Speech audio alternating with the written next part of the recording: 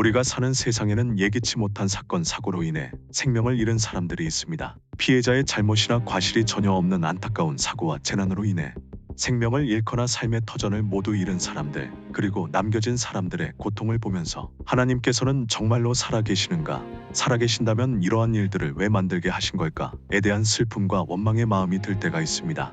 하나님이 통치하는 세상에서 이러한 사건, 사고는 왜 일어나는 걸까요? 이런 사건들을 크리스천들은 어떻게 해석해야 할까요? 저도 잘 모릅니다. 이런 질문에 대한 답들을 듣고 배워봤는데 다 답들이 다 달라요. 해석들이 다 달라요. 그리고 저의 삶의 경험으로 봤을 때도 이렇게 말했을 때는 어떤 사람이 위로를 받는데 어떤 사람은 상처를 입는 경우들이 많이 발생하더라고요. 이런 경험들이 쌓여지면서 저는 우리에게 다가오는 이해할 수 없는 이런 고난들은 해석하는 것이 아니라 대응하는 것이다. 창조주 하나님이 살아계시다는 것을 믿는 그 믿음으로 우리 가운데 발생되어지는 말로 다 설명할 수 없는 이런 고난들은 해석하려고 하면 할수록 더 깊은 고민과 막막함 속으로 우리의 인식들, 사고가 흘러간다고 저는 생각을 해요.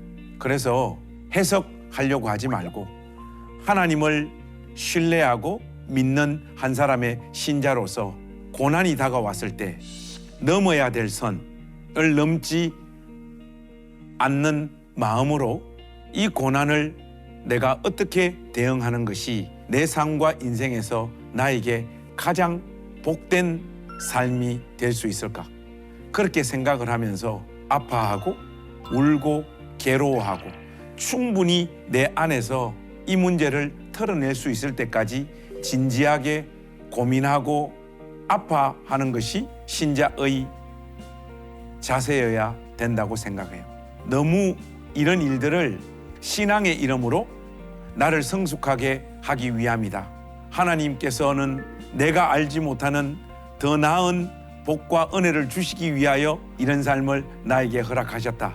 이런 식의 어떤 이해를 가지고 마음을 가지고 접근하다가는 이해할 수 없는 이런 고난 앞에 더 마음을 다치는 일들이 많더라고. 충분히 울고 아파하고 괴로워하고 그러나 동시에 이해할 수 없는 이 고난 앞에서도 살아계시는 하나님을 부인하는 지점까지는 나아가지 않는 것. 이것이 신자가 취해야 되는 자세라고 생각합니다. 예기치 못한 사건과 사고를 맞닥뜨린 분들에게 크리스천답게 위로하는 방법은 무엇이 있을까요? 크리스천답게 위로한답시고 위로하는 말들이 폭력이 되는 경우들이 굉장히 많더라고요. 사실 이해할 수 없는 그 극심한 고난에 노출되어진 사람의 입장은 그 자리에 서보지 않은 사람은 알지 못해요. 그렇기 때문에 우리가 이 사람을 내가 충분히 이해하고 위로할 수 있다라고 하는 이 생각부터 우리 인식 속에서 지우고 이 사람들을 섬기는 자리로 나아가야 된다고 생각해요. 가급적이면 이런저런 신앙적인 말, 자기 경험에서 오는 어떤 말들로 이 사람을 위로하기보다는 아파하고 힘들어하는 이 사람 옆에서 조용히 이 사람의 실질적인 삶의 피로를 채우면서 그 사람 곁에 있는 것이 가장 성숙한 신자의 위로의 방식이라고 생각합니다. 그러면 그들의 고통과 아픔을 어떻게 나누고 도우며 함께해야 할까요? 고통과 아픔은 엄밀히 말하면 함께 나눌 수 있는 방법이 없다고 생각을 해요. 다만 우리는 그 처절한 고통 앞에서 피눈물을 흘리고 괴로워하고 절규하는 그 사람을 안아주는 방법밖에 없다고 생각을 해요. 이런저런 신앙적인 조언, 충고들 사실은 큰 도움 안 됩니다. 이 사람이 정상적인 일상을 살 수 없는 그 삶의 자리에 지금 서 있기 때문에 우리는 그 사람 옆에서 이 사람이 그 고통을 통과해가는 그 순간에라도 그의 가정, 그의 일상, 그의 자녀들이 정상적인 삶을 살 수 있도록 우리가 돕고 섬기고 실질적인 필요를 채워주는 방식으로 이 사람이 충분히 아파하고 고민할 수 있는 시간을 벌어주는 것, 이것이 우리의 위로의 방식이 돼야 된다고 생각합니다. 반대로 예기치 못한 사건과 사고를 당한 크리스천들은 어떻게 살아가는 것이 성경적인 삶일까요? 그냥 살아야죠. 뭐. 거기에 대한 자꾸 해석을 하려고 하면 답이 손에 붙잡혀지지 않습니다. 벌써 질문 자체가 그러잖아요. 이해할 수 없는 고난이 나를 찾아왔는데 이걸 우리가 이해하려고 다가가다가는 고민 속에 함몰되어져서 어떤 의미에서는 신앙도 내던져 버릴 수 있는 자리까지 갈 수 있다라고 생각을 해요. 지금은 너무 고통스럽고 아프기 때문에 그 아픔을 충분히 표현하고 괴로워하고 절규하는 시간들을 확보하고 가지는 게 맞아요.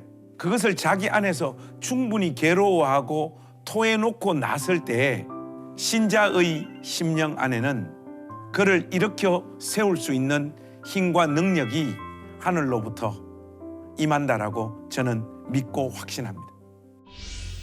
혹시 목사님께서도 자연재해나 불가피한 큰 사건 사고로 인해서 좌절감을 느끼신 적이 있으신가요? 있었다면 혹시 어떻게 극복하셨어요? 저도 목회하면서 이 지하 사택에서 살았던 적이 있는데 그 여름에 장마가 져가지고 우리 지하 사택이 물이 다 침수가 되고 그리고 아침에 일어나면 곰팡이가 지하 사택을 다 덮어가지고 새벽 기도 갔다 와서 걸레 4개, 5개, 많게는 6개, 7개 빨아가지고 곰팡이 닦으면서 매일매일을 살아야 되었던 그런 환경에 노출되어져 본 적이 있어요. 그때 많은 분들이 이렇게 물어요. 목사님, 그때 그 시간을 어떻게 통과하셨습니까? 죽지 못해서 살은 거죠. 아침에 눈 뜨니까 하나님께서 나를 안 데려가셨네. 근데 동시에 이 처절한 환경과 지금 삶 앞에서도 살아계신 하나님을 적극적으로 부인할 수는 없고 내 삶이 죽지는 않은 상황 가운데 놓여 있다 보니 그 삶을 그냥 살 수밖에 없었어요. 근데 옛날에 그 권투 선수의 어떤 고백인데 참 인상적으로 들었어요. 이 권투를 하다 보면 찬스가 오기도 하고 자기가 일방적으로 두들겨 맞아야 되는 상황이 와요. 그러니까 상대방이 너무 강력해가지고 나를 막 두들겨 팰 때는 어떻게 해야 되냐? 가드를 올리고 웅크리고 두들겨 맞아야 돼요. 두들겨 맞고 있다 보면 땡땡땡 종이 울립니다. 그리고 쉬는 시간이 주어지듯이 말로 다 설명할 수 없는 그 인생의 어려움 앞에서는 납작 엎드려야 돼요. 사실 그 순간에는 누구를 만난다는 것, 누구에게 조언을 듣는다는 것도 크게 도움이 되어지지 않아요. 왜? 지금 자기에게 다가온 이 삶이 너무 가공하고 너무 크기 때문에 거기에 지금 압도되어져 버린 상황이기 때문에 해석도 조언도 충고도 자기 영혼에 그렇게 도움이 되어지지 않습니다. 이 시기는 지나가도록 지혜롭게 인내하며 기다리는 것이 상책입니다. 지금 당장 명확한 답이 보이지 않더라도 그 시기를 하나님을 묵상하며 선하신 하나님께서 내 삶과 인생에 반드시 봄을 주실 것을 믿으며 그 시간을 지나는 수밖에 없다. 이렇게 말씀드리고 싶습니다. 당시 목사님께서는 하나님께 어떤 기도를 드리셨나요? 그 사안 때문에 무슨 기도를 하거나 그러지 않았어요. 굳이 저 마음에는 하나님, 제가 지금 겪고 있는 이런 어려움 가운데 하나님을 진심으로 원망하거나 하나님을 부인하거나 이것이 이런 삶의 경험이 내 인생에 독이 되지 않도록 은혜를 베풀어 주십시오. 그렇게 기도했었습니다. 지금 이 시간 큰 사건 사고로 인한 상실로 하나님을 원망하거나 자신 때문이라고 자책의 시간을 보내고 있는 분들도 계실 텐데요. 그분들을 위해서 위로의 말씀 한마디 부탁드리겠습니다. 제가 이제 성장 과정에서 보면 부모님 가슴에 못을 박은 적이 몇 번 있습니다. 엄마 왜 나한테 우리 집은 해주는 게 하나도 없냐. 그런 말 했을 때 우리 어머니 그 말 듣고 막 이렇게 우시던 모습이 지금 생각이 나요. 무슨 말이냐. 자식은 그래요.